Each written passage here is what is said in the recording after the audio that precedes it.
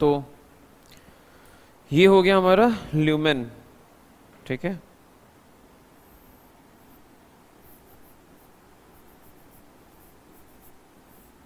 ये हो गया ल्यूमेन और ये हो गया आपका थैलेकोइड मेम्ब्रेन।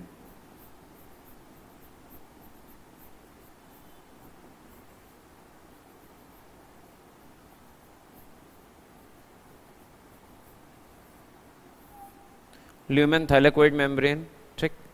ये क्या हो गया? स्ट्रोमा लैमेले।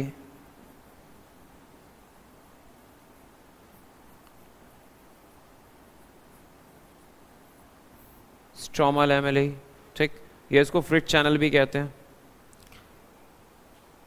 यहां पे प्रेजेंट है हमारा क्वांटाजोम।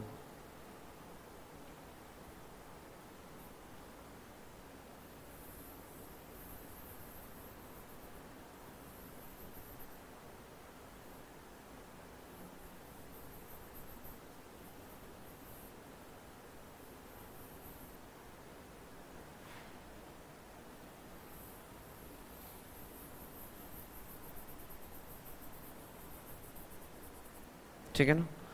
तो हम लोग की जो चर्चा हो रही थी ना पिगमेंट मॉलिक्यूल वाली, ठीक है, क्वांटाजोम आप इसको कह सकते हो।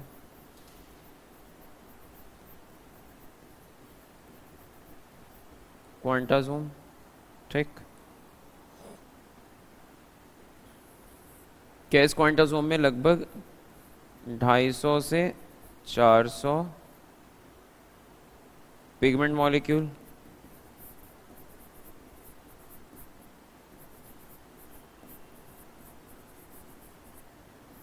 ढाई सौ से 400 पिगमेंट मॉलिक्यूल्स, ठीक।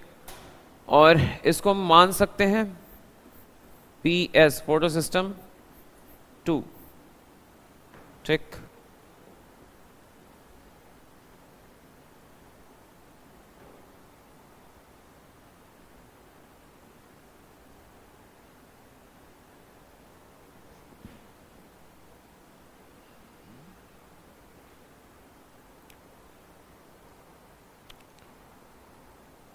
ठीक है, वैसे ये भी है, इसको क्या मान सकते हैं हम?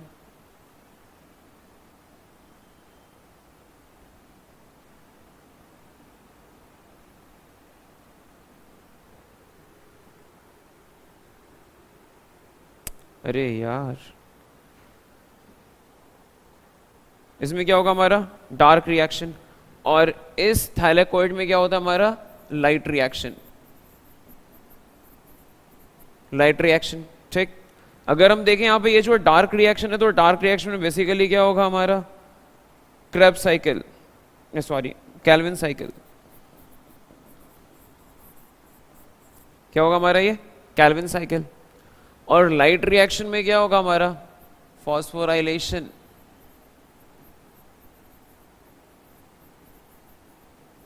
फॉस्फोराइलेशन, ठीक है ना।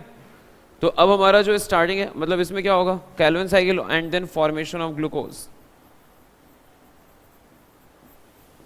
फॉर्मेशन ऑफ ग्लूकोज, ठीक। और लाइट रिएक्शन में क्या होगा फॉस्फोराइलेशन, फॉर्मेशन ऑफ ATP, ठीक है ना। अच्छा, एक तो फॉस्फोराइलेशन होगा और दूसरा क्या होगा formation of NADPH plus H plus, ठीक है ना। तो एक तो formation of NADPH plus H plus और फॉर्मेशन ऑफ ADP, ये दोनों किस में हो रहा है लाइट रिएक्शन, और लाइट रिएक्शन का हो रहा है थैलेकोइड मेम्ब्रेन पे, ठीक है। और स्ट्रोमा में हो रहा है डार्क रिएक्शन, डार्क रिएक्शन में क्या कैल्विन साइकिल, कैल्विन साइकिल में फॉर्मेशन ऑफ ग्लूकोज, ठीक है।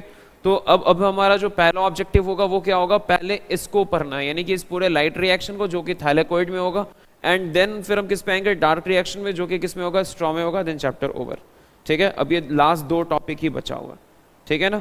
तो सबसे पहले हम स्टार्ट क्या करेंगे फॉस्फोराइलेशन। क्या स्टार्ट करेंगे हम फॉस्फोराइलेशन, जो कि किस पे होगा थैलेकोइड मेम्ब्रेन पे, ओके। चलो इसको जल्दी से उतारो। वो जो डायग्राम पहले बना दे रहे थे वो अब बनेगा।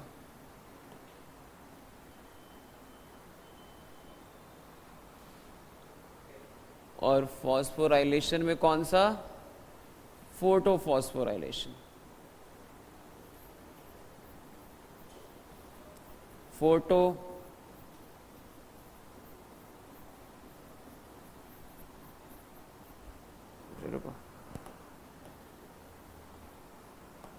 फॉस्फोराइलेशन में क्या होगा हमारा? ADP में एक और फॉस्फेट ऐड होगा तो क्या बन जाएगा हमारा? ATP। लेकिन यहाँ पे क्या यूज होगा? HNu। ये क्या हमारा? सनलाइट, इसलिए इसको हम क्या कहेंगे? फोटो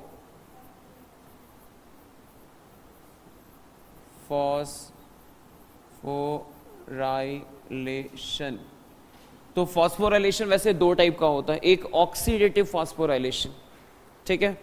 क्या होता है? एक ऑक्सीडेटिव फॉस्फोराइलेशन, एक होता है हमारा फोटोफॉस्फोराइलेशन। तो जो ऑक्सीडेटिव फॉस्फोराइलेशन होता है वो माइटोकॉन्ड्रिया में होता है। कहाँ होता है? माइटोकॉन्ड्रिया में। क्योंकि माइटोकॉन्ड्रिया में भी यही चीज होती है, वहां भी एडीपी और फॉस्फोरस, मतलब एडीपी में एक फॉस्फोरस जुड़ता है या फॉस्फेट ऐड होता है और बनता है एटीपी, ठीक है ना? यहाँ पे एंजाइम होती है जो एंजाइम इन दोनों को जोड़ती है। क्योंकि आप लोग ये जानते हो कि बॉन्ड बनाने और बॉन्ड तोड़ने का काम कौन करता है? एंजाइम करता है। तो यहाँ भी इन दोनों के बीच में बॉन्ड बनाना है तो कोई ना कोई एंजाइम यूज होगा। एटीपी सिंथेज बेसिकली एंजाइम होता है, वो यूज होता है और वो एटीपी सिंथेज यहाँ पे प्रेजेंट होता है। यानी कि ये जो अभी हम देखेंगे हमारा थैलेकोइड जो आएगा वहां पे, उस थैलेकोइड में एटीपी या एटीपी सिंथेज एंजाइम वो प्रेजेंट है जो इन दोनों को जोड़ेगा और इन दोनों को जोड़ के क्या करेगा? एटीपी। लेकिन इन पूरे प्रोसेस में सनलाइट का बहुत बड़ा रोल है। अच्छा, यहाँ पे HNu लिखने का ये पर्पस नहीं है कि सिर्फ ADP और P को ये दोनों मिलके जोड़ रहे, जैसे ये हमारा हो गया ADP और ये हो गया हमारा P और इन दोनों को आके सनलाइट जोड़ रहा है ना, ऐसा नहीं है। आप जो आगे देखोगे पूरा फॉस्फोराइलेशन, उसमें सनलाइट का बड़ा रोल है और वो जो सनलाइट का रोल है उसी की वजह से ये ADP और IP या ADP और P जुड़ पाता है और फिर ATP बन पाता है। चूंकि सनलाइट का बड़ा रोल होने की वजह से यहाँ जो फॉस्फोराइलेशन हो रहा है उसको हम क्या कहते हैं? फोटोफॉस्फोराइलेशन। वैसे अगर आप फॉस्फोराइलेशन का हो तो सिंपल, एडीपी में अगर ये फॉस्फोरस जुड़ गया दिस इज कॉल्ड फॉस्फोराइलेशन, मतलब किसी भी चीज में फॉस्फोरस का जुड़ना फॉस्फोराइलेशन। बट यहाँ पे सनलाइट के हेल्प से जुड़ रहा है इसलिए फोटोफॉस्फोराइलेशन। माइटोकॉन्ड्रिया में ये जो पर्पस होता है वहां पे लीड रोल प्ले कर लेता है आपको ऑक्सीजन, तो इसलिए वहां पे क्या कहते हैं? Oxidative phosphorylation. तो याद रखना फॉस्फोराइलेशन बेसिकली आप दो तरह का कह सकते हो, एक ऑक्सीडेटिव फॉस्फोराइलेशन, एक फोटोफॉस्फोराइलेशन। ऑक्सीडेटिव फॉस्फोराइलेशन कहाँ? माइटोकॉन्ड्रिया में। ओके, ऑक्सीडेटिव फॉस्फोराइलेशन कहाँ पे? माइटोकॉन्ड्रिया में, जहां पे ऑक्सीजन का पार्टिसिपेशन होता है। यहाँ पे सनलाइट का पार्टिसिपेशन होता है, तो चूंकि सनलाइट का पार्टिसिपेशन इसलिए फोटोफॉस्फोराइलेशन। तो याद रखिएगा ऑक्सीडेटिव फॉस्फोराइलेशन एंड फोटोफॉस्फोराइलेशन, याद रहेगा ना? ओके, तो यहाँ पे सनलाइट का यूज हो रहा है इसलिए फॉस्फोराइलेशन। अब यहाँ जो होता है लाइट रिएक्शन में फॉस्फोराइलेशन, ये फॉस्फोराइलेशन दो टाइप के होते हैं।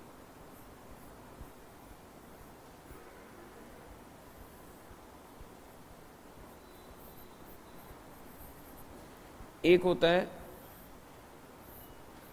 नॉन साइक्लिक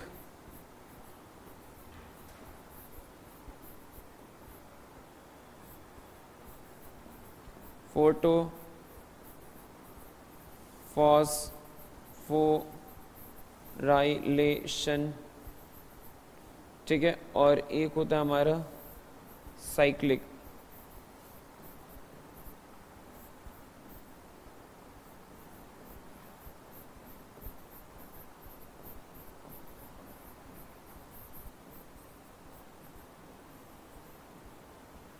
ठीक है ना? तो ये जो हमारा फॉस्फोराइलेशन है बेसिकली दो टाइप का, ठीक है ना? कौन सा? नॉन साइक्लिक फोटोफॉस्फोराइलेशन और साइक्लिक फोटोफॉस्फोराइलेशन। इसको इसे लगाना ठीक नहीं रहेगा।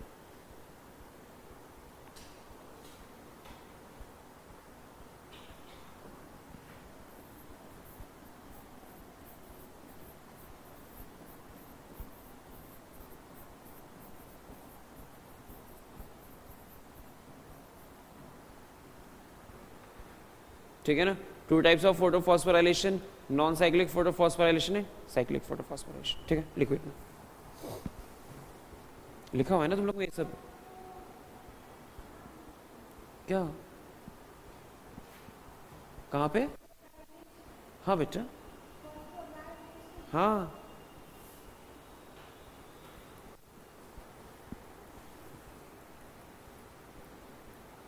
फॉस्फोराइलेशन में देखें तो यहाँ पे ये कुछ फैक्ट्स याद ही कर लो. इट प्रोड्यूस क्या क्या ये प्रोड्यूस करता है? ऑक्सीजन, ठीक है, एटीपी, और तीसरा NADPH प्लस H प्लस, है ना. और फॉस्फोराइलेशन इट प्रोड्यूस साइक्लिक में ओनली ATP, ठीक है ना. PS1 and PS2 both participate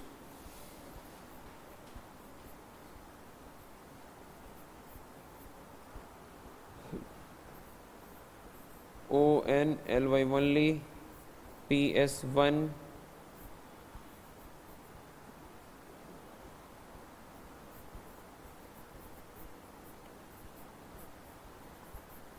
ठीक है ना. हो गया, समझ जाओ. फॉस्फोराइलेशन, अभी हम लोग क्या पढ़ रहे हैं बेटा? Light reaction. लाइट रिएक्शन में फॉस्फोराइलेशन. फॉस्फोराइलेशन क्या होता है? तो सिर्फ एडीपी में आईपी का जुड़ना, ठीक है ना. एडीपी में मतलब एडिनोसिन डाइफॉस्फेट में एक फास्फोरस का जुड़ना, या आप कह लो कि कहीं भी फास्फोरस के जुड़ने को हम फॉस्फोराइलेशन कहते हैं. जैसे कहीं से CO2 के रिलीज होने को, मान लो किसी सब्सटेंस में कार्बन डाइऑक्साइड है, कार्बन डाइऑक्साइड को तोड़ के अगर आप वहां से हटाओ या कार्बन डाइऑक्साइड टूटा तो उसको डीकार्बोक्सिलेशन कहते हैं. वैसे ही फॉस्फोरस को आप किसी भी चीज में ऐड करो, दैट इज कॉल्ड फॉस्फोराइलेशन. यहाँ भी वही हो रहा है, एडीपी में फॉस्फोरस ऐड हो रहा है, जुड़ रहा है, तो क्या कहलाएगा प्रोसेस? फॉस्फोराइलेशन. ठीक. अच्छा, तो एडीपी में जब फॉस्फोरस जुड़ा तो क्या बन गया हमारा? एटीपी. चूंकि इस प्रोसेस में, लाइट रिएक्शन के इस प्रोसेस में, मतलब इस फॉस्फोराइलेशन में लाइट का यूज है, तो इसलिए हम इसको क्या कहते हैं? फोटोफॉस्फोराइलेशन. ठीक है ना. क्या कहते हैं इसको? फोटोफॉस्फोराइलेशन. इस तरह से देखो तो फोटोफॉस्फोराइलेशन दो तरह का होता है. एक हमारा नॉन साइक्लिक फोटोफॉस्फोराइलेशन और एक साइक्लिक फोटोफॉस्फोराइलेशन. जो नॉन साइक्लिक फोटोफॉस्फोराइलेशन है, इसमें ऑक्सीजन भी प्रोड्यूस होता है, एटीपी बनता है और NADPH2 बनता है. मतलब जो अभी हम आगे देखने वाले हैं फॉस्फोराइलेशन में, सबसे पहले देखेंगे नॉन साइक्लिक फॉस्फोराइलेशन. उसमें आपको ये दिखेगा कि इस नॉन साइक्लिक फॉस्फोराइलेशन के रिजल्ट में क्या क्या चीजें हो रही हैं. तो ऑक्सीजन भी प्रोड्यूस हो रहा है, एटीपी का भी फॉर्मेशन हो रहा है, और NADPH प्लस H प्लस का भी फॉर्मेशन हो रहा है. ठीक है. मतलब एक इवेंट, एक कंप्लीट इवेंट, मतलब एक जो पर्टिकुलर इवेंट होने वाला है कि इसमें फॉस्फोरस होने वाला, ऐड होने वाला है, इस इवेंट को कह लो कि प्रोसीड करने के प्रोसेस में ऑक्सीजन, एटीपी और NADP, एटीपी तो बनेगा ही बनेगा मेन प्रोडक्ट के तौर पे, साथ साथ NADPH2 का भी फॉर्मेशन इन्हीं पूरे के पूरे एक चीज में हो जाता है. ठीक है ना. मतलब हम करवाने क्या चाहेंगे? Non cyclic phosphorylation. और इस नॉन साइक्लिक फॉस्फोराइलेशन यानी कि पूरे प्रोसेस में ऑक्सीजन भी प्रोड्यूस हो जाएगा, एटीपी तो बनेगा ही बनेगा, साथ साथ NADPH2 भी इन्हीं प्रोसेस से लगे हाथ प्रोड्यूस हो जाएगा. ठीक है ना.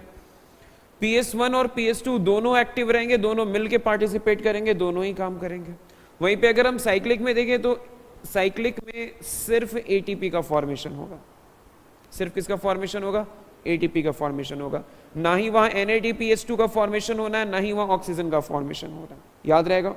और अगर हम देखें मतलब फोटो सिस्टम की बात करें तो सिर्फ PS1 पार्टिसिपेट करेगा, PS2 पार्टिसिपेट नहीं करेगा. वैसे ही आपको भी क्लियर हो जाना चाहिए, PS2 के बारे में ऑलरेडी पता है कि वहां पे OEC होता है.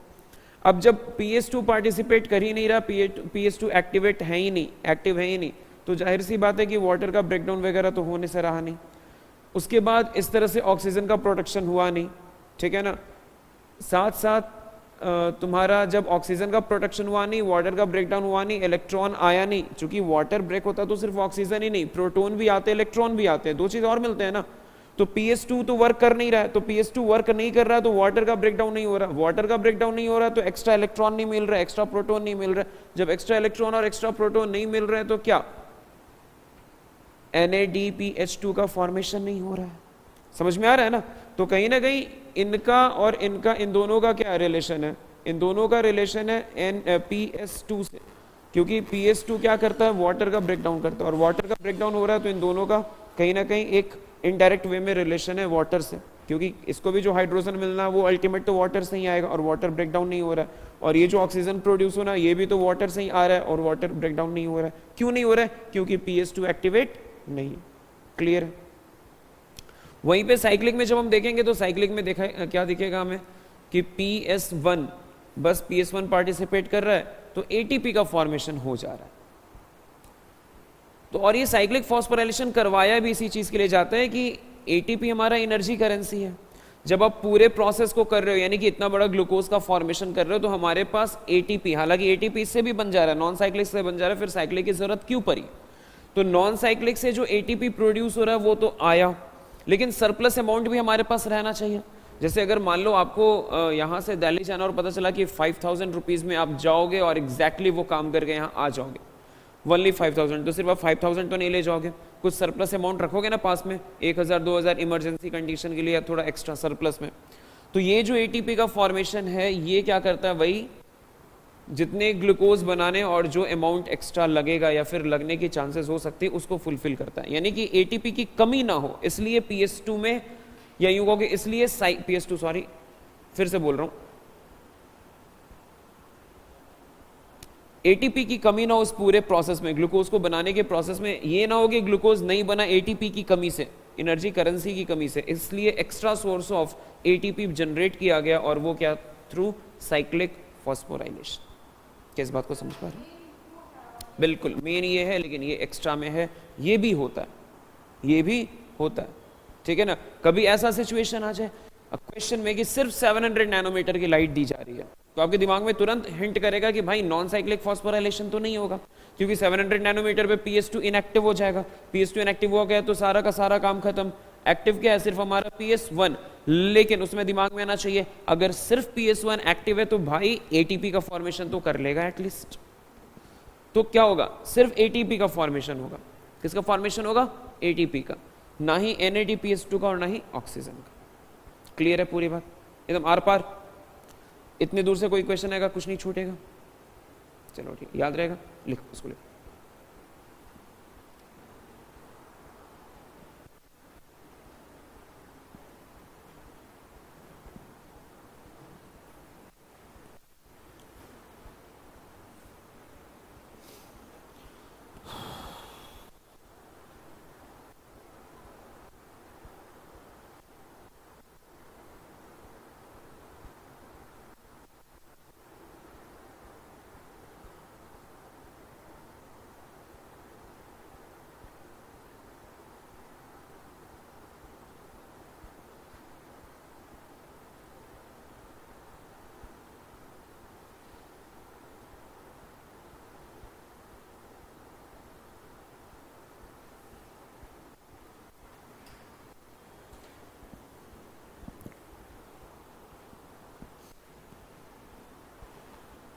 चलो अब क्या स्टार्ट हो गया, आगे बढ़े।